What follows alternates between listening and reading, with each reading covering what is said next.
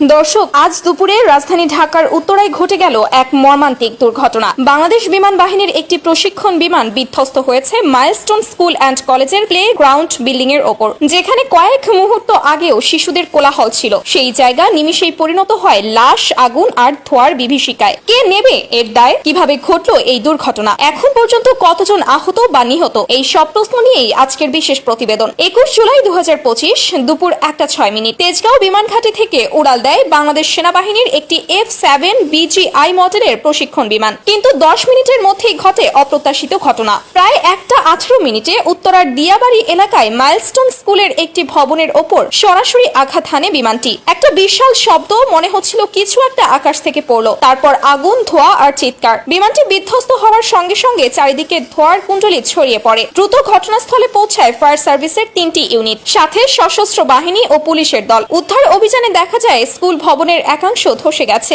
একজন নিহত এখনো পর্যন্ত নিশ্চিত। 8 থেকে 13 জন আহত। এদের মধ্যে স্কুলের শিক্ষার্থী, শিক্ষক এবং বিমান বাহিনীর কর্মকর্তা রয়েছেন। প্রশ্ন উঠছে, প্রশিক্ষণের সময় কেন এমন ঝুঁকিপূর্ণ এলাকায় বিমান ওড়ানো হয়? স্কুল ক্যাম্পাসের ওপর দিয়েই কেন যাতায়াত করছিল একটি যুদ্ধ বিমান? এই মডেলের বিমান চীনা তৈরি এবং বাংলাদেশে অনেক বছর ধরে প্রশিক্ষণের কাজে ব্যবহৃত হয়ে আসছে। তবে এটি অনেক পুরনো এবং এর দুর্ঘটনার রেকর্ড নতুন নয়। 2018 সালে কক্সবাজারে, 2021 সালে যশোরে, 2023 সালে চট্টগ্রামে এই বিমান মডেলের উপর একাধিকবার প্রশ্ন উঠেছে। প্রশ্ন উঠছে, স্কুলের পাশে এমন উচ্চ ঝুঁকির অনুশীলন কেন? এই দুর্ঘটনায় যদি আরো প্রাণহানি হতো, যদি আজ আরো একাধিক শিশুর মৃত্যু ঘটতো, তাহলে কি হতো? এর দায় কে নিত? ডক্টর মোহাম্মদ ইউনূস এই ঘটনায় শোক প্রকাশ করেছেন। তদন্ত কমিটি গঠন করার নির্দেশ দেওয়া হয়েছে। তবে শুধু তদন্ত হলেই কি দায় শেষ হয়? প্রতিটি দুর্ঘটনার পর তদন্ত কমিটি গঠিত হয়, কিন্তু প্রতিবেদন প্রকাশ হয় না বা কার্যকর কোনো ব্যবস্থাও নেওয়া হয় না। এইবার কি আমরা জানতে পারবো প্রকৃত কারণ? এইবার কি কেউ দায় স্বীকার করবে?